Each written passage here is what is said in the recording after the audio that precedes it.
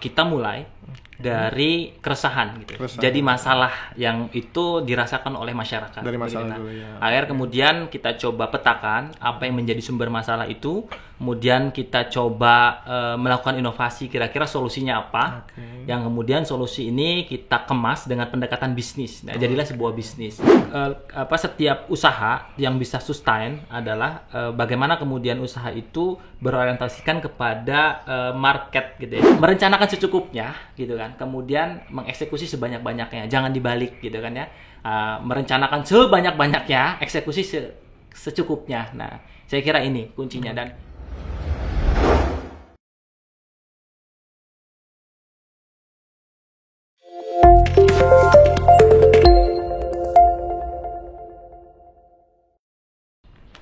Assalamualaikum warahmatullahi wabarakatuh. Village Morning, Sobat BM. Pada kesempatan CEO Muda kali ini, saya kedatangan tamu yang sangat spesial, yaitu saya panggil Kang Agis saja ya. Agis aja, Kang. Agis ini anggota Dewan DPRD Kota Serang Komisi 2. Umurnya masih sangat muda sekali dan sangat produktif dibandingkan anggota Dewan yang lain. Kang Agis juga sekarang owner Jawara Farm ya. Betul. Owner Jawara Farm, kemudian juga yang lagi keren nih digital Bank Sampah ya. Kita Bank Sampah sebagai penasehat, tapi gerakannya sangat luar biasa. Kang Agis apa kabar? Alhamdulillah sehat. Baik ya. Kang Irfan juga sehat ya. Alhamdulillah sehat. Lagi sibuk apa nih? Sekarang lagi sibuk ini aja sih ngurusin kurban. Ngurusin Karena kurban, sebulan udah deket lagi ya? Udah deket, sebulan lagi 20 Juli. 20 Juli ya. Jangan lupa yang belum beli langsung kontak Jawara Farm ya untuk beli kurban. Mantap ini. Kang Agis, Siap. zaman sekarang anak-anak milenial itu jiwanya lagi tinggi-tingginya pengen jadi startup. Jadi banyak sekali sekarang saya lihat anak-anak muda yang sukses jadi entrepreneur lah katakanlah gitu. Tapi tidak menutup kemungkinan juga bahwa lebih banyak lagi yang gagal sebetulnya yang mungkin tidak diceritakan gitu. Nah, menurut Kang Agis sebetulnya untuk menjadi startup atau katakanlah untuk membuka usaha misalnya, latar belakangnya apa dulu sih sebetulnya? Produk dulu atau apa dulu gitu? Nah, kalau dari pengalaman Jawara, kemudian Lumbung Pangan Digital, Bank Sampah Digital itu kita mulai dari keresahan gitu. Jadi masalah yang itu dirasakan oleh masyarakat. Dari masalah dulu ya. Akhirnya kemudian kita coba petakan apa yang menjadi sumber masalah itu, kemudian kita coba melakukan inovasi kira-kira solusinya apa. Yang kemudian solusi ini kita kemas dengan pendekatan bisnis. Nah, jadilah sebuah bisnis. Makanya beberapa bisnis yang kemudian saya lakukan itu pasti dasarnya adalah masalah gitu. Nah, jadi masalah yang kemudian kita ciptakan produk untuk yang lebih mengarah kepada solusi yang akhirnya kemudian kita kembangkan begitu. Jadi bukan produk dulu ya. Karena kan banyak orang yang bikin produk dulu, kadang-kadang produk yang sesuai dia pengen atau yang sesuai passion dia. Habis itu bingung deh. Jualnya kemana nih, bikinnya gimana. Jadi lebih bagus tadi ya. Jadi sebenarnya kan memang setiap usaha yang bisa sustain adalah bagaimana kemudian usaha itu berorientasikan kepada market gitu ya. Jadi kebutuhan dari market. Nah, kebutuhan market itu yang dalam persepsi Agis adalah sebuah peluang gitu. Jadi kebutuhan market itu adalah masalah dan kita lihat sebagai peluang. Sehingga ketika masyarakat itu punya masalah, jelaskan mereka mencari solusi. Ketika kita bisa menghadirkan solusinya, nah ini jelaskan masyarakat akan menangkap begitu ya, karena itu bagian menjadi solusi yang harus diselesaikan begitu. Nah, sehingga kemudian bisnis-bisnis ini bisa running begitu. Walaupun dalam proses perjalanannya tentu ada step by step yang kemudian kita lakukan. Tapi ketika kita memulai dari sebuah masalah, dari sebuah kebutuhan masyarakat, itu jauh lebih lebih potensial ke depannya. Dan sudah terbukti gitu kan, beberapa startup besar itu pasti berangkat dari sebuah masalah.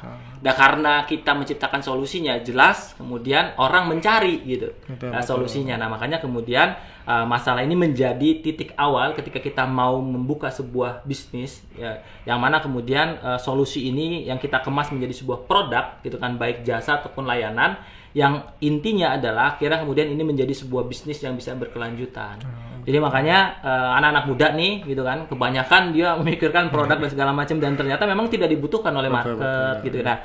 Dan tidak dicari. Kenapa? Karena mungkin berdasarkan asumsi gitu ya. Asumsi atau idealisme ataupun yang lainnya. Ini udah keren nih gitu ya. Ini yang celaka begitu. Nah, oleh karena itu teman-teman muda sebenarnya yang paling simpel, yang paling mudah dan banyak sekali cerita-cerita sukses startup sukses itu mengawali sebuah bisnis.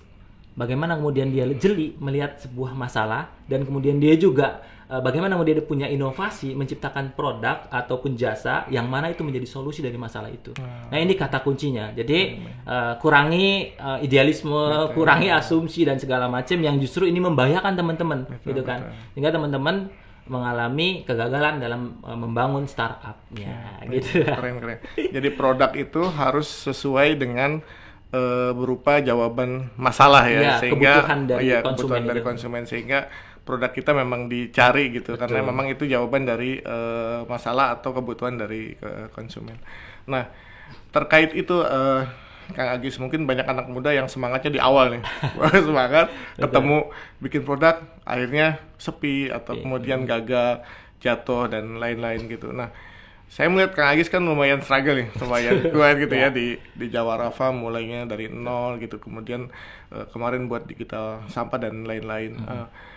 Gimana sih caranya supaya anak-anak muda tuh kuat gitu, bangkit lagi kalau jatuh, bangkit lagi, karena itu kan mungkin harus tahu tipsnya juga. Betul. Jadi banyak anak-anak muda ketika dia memilih untuk membangun usaha, kemudian berhenti di tengah jalan. Ketika kemudian dia dihadapkan oleh masalah, dihadapkan oleh tantangan, nggak kuat gitu. Akhirnya balik kanan atau kemudian dia memilih untuk ganti yang lain. Nah, ini salah satunya mungkin disebabkan karena belum kuat alasannya. Nah, jujur kalau dari pengalaman Agis, ketika kemudian menggeluti sebuah usaha begitu, nah yang dicari bukan hanya tataran keduniawian gitu, artinya kesuksesan duniawi yang sifatnya transaksional begitu. Nah, misalkan Jawara begitu kan ya, jadi bukan hanya membahas bisnis tentang bagaimana memelihara domba kemudian dijual kemudian dapat penghasilannya, profitnya, atau bank sampah digital juga sama, bagaimana kemudian kita bisnis terkait tentang penanganan sampah. Jadi bukan hanya itu, tapi kemudian lebih dalam lagi gitu kan levelnya. Artinya apa? Saya punya satu dorongan yang kuat gitu untuk kemudian ini bisa menjadikan saya jauh lebih struggle. Nah, salah satunya adalah bukan hanya memikirkan tentang transaksi profit, tapi lebih kepada bagaimana kemudian saya mempunyai orientasi bahwa setelah hidup ini mau kemana. Nah, orientasinya kan akhirat. Betul. Makanya perspektif saya kemudian diperdalam lagi untuk melihat bisnis ini. Jadi Jawara bukan hanya bisnis jualan kambing, jualan domba, tapi bagaimana kemudian kita memberikan atau menghasilkan pangan terbaik. Kemudian sehingga pangan terbaik ini bisa dimakan oleh dokter. Nah, dokter bisa menyembuhkan banyak orang. Dimakan oleh guru, dosen, Pak Kiai, Pak Ustadz, bisa melahirkan generasi cerdas yang lainnya. Dimakan oleh beragam profesi lainnya, sehingga mereka bisa berkarya, kemudian menghasilkan sebuah aktivitas yang produktif begitu. Nah, jadi kita dapat amal jariahnya. Nah, ininya. Nah, ini yang kemudian menjadikan saya alasan untuk kemudian struggle. Nah, saya kira teman-teman juga ketika melihat sebuah bisnis yang ingin digeluti, jangan hanya sebatas melihat ketika teman-teman sukses dapat hasilnya untung dan segala macam kaya begitu. Nah, karena apa? Ketika kemudian orientasinya itu teman-teman akan cepat mudah tergoyahkan gitu. Ya, betul. Ketika ini ternyata nggak ini segala macam. Tapi ketika kemudian orientasinya adalah bukan hanya dunia tapi ke akhiratan, insya Allah itu akan jauh lebih kuat lagi. Betul. Nah, makanya anak-anak muda begitu kan ya harus orientasinya lebih perdalam lagi. Alasan kuatnya harus betul-betul ketemu begitu. Sehingga ketika kemudian dalam proses perjalanannya menghadapi tantangan, rintangan ataupun masalah, dia akan tetap stay. Karena apa? Ini menjadi bagian penting dalam hidupnya untuk kemudian mencapai tujuan-tujuan yang dia inginkan. Kalau Agis kan jelas tujuannya adalah bagaimana selamat di akhirat, punya bekal di akhirat. Nah, ini yang kemudian terimplementasikan bagaimana usaha-usaha ini bukan hanya levelnya saya bisa sukses di dunia, tapi kemudian saya bisa sukses di akhirat. Ini yang membuat saya ditipu, dikerjain sama orang, susah banget gitu untuk menghadapinya, nggak kapok-kapok. Jatuh lagi, bangun dan segala macam karena dorongan itu yang kuat. Dan anak muda ketika memulai bisnis harus punya ini. Gitu. Luar biasa Sobat IM. Jadi kalau usaha yaitu tadi harus punya noble purpose ya. Nah. Jadi harus punya tujuan mulia. Saya usahanya apa sih gitu. Sehingga bisa tadi itu dimakan sama dokter, kemudian dokter juga bisa mengamalkan sama usaha apapun kalau didasari oleh noble purpose yang baik, insya Allah akan lebih struggle. Ya. Kang Egis, di dunia yang serba cepat ini, terutama anak muda juga, tentu saja mereka akan mencoba mencari metode yang paling cepat untuk belajar gitu. Nah, menurut Kang Egis sendiri, cara yang terbaik untuk cepat belajar atau shortcut-nya seperti apa tuh kira-kira? Nah, jadi dari pengalaman Agis baik ketika mendirikan Jawara Farm, kemudian di Bank Sampah Digital ataupun yang lainnya, jadi cara yang paling cepat atau shortcut-nya gitu kan ya, dengan magang gitu kan. Nah, dari magang itu kemudian kita bisa betul-betul mendalami gitu ya, bagaimana kemudian proses bisnis ini bisa berjalan gitu ya. Kemudian selain dari itu juga kita bisa dapatkan insight-insight terkait tentang manajerial gitu kan dalam pengelolaannya, dan yang paling penting adalah networking gitu. Nah, networking yang sangat kuat baik dengan produsen ataupun supplier dan segala macamnya. Kita bisa belajar banyak begitu dari situ. Nah, makanya teman-teman sebenarnya saya selalu mengarahkan ke teman-teman muda yang ingin membuat usaha begitu kan ya. Jadi kadang mereka itu terlampau semangat gitu ya. Dia punya ide, dia punya idealisme dan segala macam, sehingga kemudian dia mulai benar-benar dari nol kan. Sehingga akhirnya apa yang terjadi ketika mereka gagal baru sadar begitu bahwa ilmunya kurang dan segala macam. Nah, makanya saya menyarankan sebenarnya untuk kemudian mengoptimalkan waktunya untuk magang gitu. Nah, magang ini sebenarnya cara yang paling cepat gitu untuk kita bisa belajar menduplikasi model-model bisnis yang efektif dan efisien. Nah, langsung praktek gitu. Betul, makanya konsepnya di magang ini teman-teman sebenarnya bisa mengamalkan ilmu ATM, amati, tiru dan modifikasi. Kira-kira apa yang kemudian bisa dimodifikasi gitu kan ya, jauh lebih efisien, lebih efektif lagi, sehingga kemudian ini bisa betul-betul istilahnya ini bisa paling pas gitu untuk kemudian dijalankan model bisnisnya. Dan saya kira tidak lagi dalam proses membangun bisnis udah nggak usah terlalu egonya terlalu kegedean gitu ya, idealismenya, ide dan segala macam. Cobalah belajar dulu magang kok yang memang sudah pernah sudah pernah berjalan. Nah, ini cara shortcut yang paling penting untuk anak-anak muda ketika memang mau menggeluti bisnis apapun gitu. Harus mau turun ke bawah, betul, belajar langsung dengan gitu. ahlinya. Juga dulu begitu ya. Betul. Begitu ya. Dulu setahun di Bogor belajar tentang Jawara Farm, dan yang di Bank Sampah Digital sebenarnya saya sudah hampir 2 tahun gitu mengamati beberapa startup begitu. Kita belajar, kita komunikasi dengan beberapa CEO yang memang concernnya sama begitu. Kemudian diskusi, dialog, bahkan sampai betul-betul mentoring, sehingga kemudian ini yang kemudian bisa kita terapkan di Kota Serang, Cilegon dan Kabupaten. Nah, bicara mentoring nih. Betul. Bagaimana caranya, atau apakah ini juga salah satu metode yang tepat gitu, mencari atau kita cari mentor yang bagus buat kita gitu. Betul. Sehingga nggak belajar sendiri gitu, harus ada mentornya gitu. Dulu yang dilakukan seperti itu juga ya? Nah, jadi salah satu yang menjadikan saya struggle juga kemudian bertumbuh beberapa unit usaha saya memang yang pertama adalah lingkungan, dan yang paling penting adalah mentor. Jadi mau mentor, kemudian lingkungan atau komunitas ini menjadi hal yang sangat penting dalam sebuah proses menjalankan sebuah bisnis untuk bisa bertumbuh begitu. Nah, makanya dulu saya betul-betul mencari mentor yang memang sudah punya pengalaman di bidangnya gitu ya. Ketika saya pengen belajar keuangan, saya cari mentor yang betul-betul dia sudah pengalaman di situ.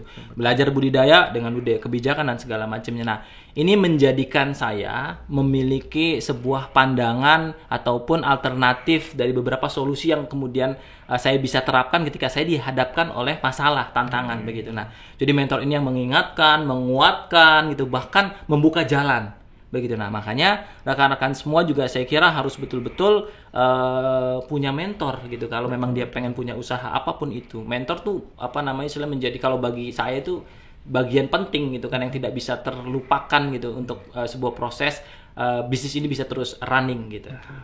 Nah, zaman sekarang itu udah jadi sangat terbuka ya. Mungkin beda waktu zamannya. Nah, ini nyari mentor aja susah tuh. Pengalaman gimana pengalaman? Jadi dulu itu memang ini yang mungkin salah satu kelebihan untuk anak muda zaman sekarang. Dulu ketika saya mencari mentor yang memang betul-betul passionnya di bidang agro, waktu itu sangat susah, sangat sulit begitu. Akhirnya saya membentuk komunitas sendiri gitu. Jadi membentuk komunitas, makanya komunitas Banten Bangun Desa, salah satu yang saya bentuk itu sebenarnya kuncinya memang tujuannya adalah saya ingin bertemu dengan orang-orang yang memang satu passion, yang memang bergerak di situ, dan kemudian saya bisa mendapatkan mentor dan segala macamnya. Nah, dan sekarang itu luar biasa, komunitas, mentoring, inkubasi bisnis itu banyak di mana-mana begitu. Nah, ini bisa dioptimalkan oleh teman-teman anak-anak muda sekalian untuk bisa belajar gitu, untuk kemudian mendapatkan pengalaman, kemudian mendapatkan masukan, dan yang paling penting adalah pendampingan untuk supaya bisnisnya bisa running. Iya, betul. Malah sekarang harus seleksi juga nih karena terlalu banyak mentor-mentor. Betul. Soal kolaborasi, Kang Agis, sangat penting sekali ya. Sangat penting begitu ya. Jadi kalau menginginkan sebuah bisnis itu bisa bertumbuh gitu dengan cepat, memang kata kuncinya adalah kolaborasi. Dan kolaborasi itu jauh lebih luas lagi. Kita bisa berkolaborasi dengan kalau memang dengan masyarakat, kemudian dengan beberapa kalau butuh modal dengan investor, kemudian dengan pemerintah juga untuk mendukung kebijakan-kebijakan supaya memang bisa memudahkan kita untuk bisa bertumbuh, dan dengan kampus juga untuk membantu riset-riset dan segala macam. Jadi kolaborasi ini sebenarnya menjadi kunci untuk mempercepat gitu kan, atau bisa menjadikan salah satu tangga ekspres bagaimana kemudian dampak ataupun kebermanfaatan itu bisa diperbesar, diperluas, diperkuat lagi. Jadi makanya kolaborasi adalah kunci untuk memperbesar, memperluas kebermanfaatan gitu, peluang gitu. Keren. Terakhir, siap. Kang Agis, ada pesan untuk anak-anak muda di Banten, silahkan disampaikan. Jadi pesan saya untuk anak-anak muda di Banten dimanapun berada, begitu ya. Kata kuncinya adalah rekan-rekan semua ketika memang ingin menggeluti dunia usaha, gitu ya. Yang paling penting adalah teman-teman harus betul-betul menyiapkan dengan baik gitu, baik secara mentality, kemudian pengalaman, keilmuan, dan menyiapkan mentornya juga. Dan yang paling penting adalah menyiapkan waktu yang full timer untuk betul-betul take action begitu. Nah, dan kuncinya adalah merencanakan secukupnya gitu kan, kemudian mengeksekusi sebanyak-banyaknya, jangan dibalik gitu kan ya. Merencanakan sebanyak-banyaknya, eksekusi secukupnya. Nah, saya kira ini kuncinya. Dan saya tipe orang yang memang betul-betul learning by doing begitu. Jadi setelah menemukan pola langsung eksekusi, kemudian kita perbaiki sambil jalan. Jadi nggak nunggu harus sempurna terlebih dahulu. Nah, ini kebanyakan anak-anak muda begitu kan, harus sempurna, harus betul-betul ini, sehingga mereka nggak jalan-jalan gitu, sehingga nggak ketemu gitu kan model terbaiknya. Nah, jadi teman-teman semua kalau sudah menemukan ide bisnisnya yang memang berangkat dari sebuah kebutuhan masyarakat, kebutuhan dari market, kemudian teman-teman menemukan komunitas, kemudian menemukan mentor, action ini harus dilakukan sebanyak-banyaknya, yang nantinya teman-teman bisa menemukan pola terbaiknya. Karena menurut saya kesuksesan bisnis itu sesuai dengan masing-masing orang tuh punya beda gitu. Nah, mungkin saya polanya seperti ini, teman-teman juga beda. Nah, ini yang bisa menemukan adalah teman-teman sendiri. Oleh karena itu, silakan teman-teman mencari pola suksesnya masing-masing gitu. Luar biasa. Take action, miracle happen. Nah, jadilah mantap. Orang yang terbaik versi diri sendiri ya. Cocok. Nah, itu mungkin singkatnya seperti itu. Baiklah, Sobat BM, tidak terasa waktu sudah cukup untuk berbincang-bincang. Terima kasih Kang Agis atas kehadirannya. Menurut pepatah ada dua hal yang penting dalam hidup. Yang pertama pada saat dia dilahirkan, yang kedua pada saat dia menemukan noble purpose, tujuan hidup dia itu apa. Terima kasih Kang Agis. Siap. Salam berkarya dan berbagi inspirasi.